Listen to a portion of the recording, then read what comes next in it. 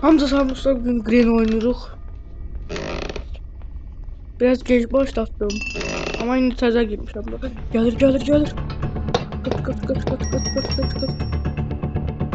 Allah şu kafadan nasıl var görüyorsunuz. Allah geliyor bak. Kaç. Tamam. Kaç. Tez koşmayalım. Biraz tez koşmak yok değil. Kaç. Gelir. Ellerde havada gelir. Koş. İtalyan. Kaç İtalyandan sonra bağlamak var. Kaç. Şu kafadan var. Aha taptım. Maşının yanına gitmeliyim. Diyesen çok bilmiyorum. Bura maşın duyuyor. Maşını aktardı ama. Aha taptım. Tez bağlı. Burayı görecek buraya gel. Bunun bitimi aha geldi. Gerilim müziği olmasaydı. Kaç. Dört bir ilk defa oynuyorum. Biraz YouTube'dan bakmışam. Ne kadar oynamak lazımdı. Ona göre kafa. Gitmelik maçta.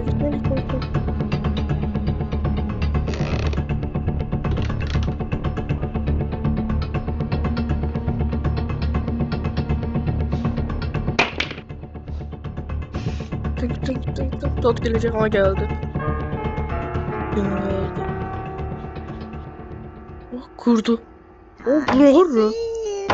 Sağ ol kurdu. Sen ICU. Git. Ulan git da bak kapı orada. Git da. İki taraftan birinden git o yüzden. Hadi git da. Oy dede. Where are you?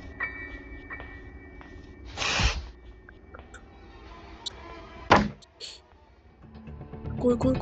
Bir koymayacağım kaç. Kaç.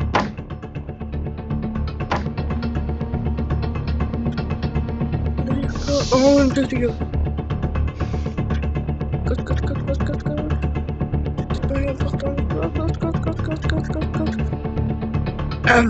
Aa kırıktı bura. Ses girmeliyim. Of kul koyu. Allah. Kaç.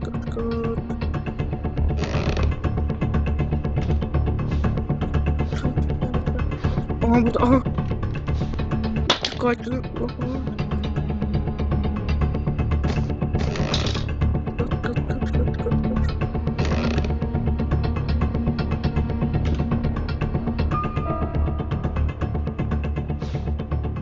Aha. Olmalıyım.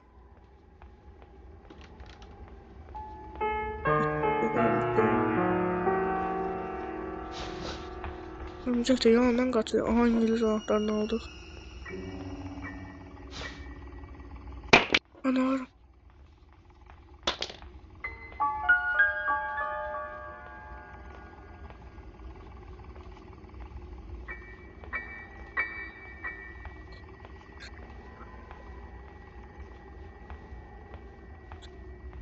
I see you.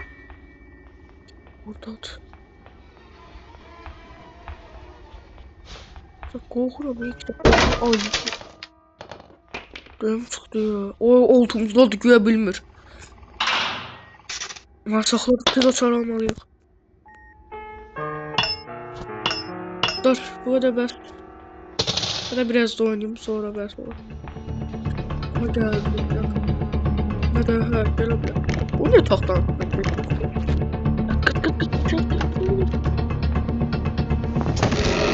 Allah.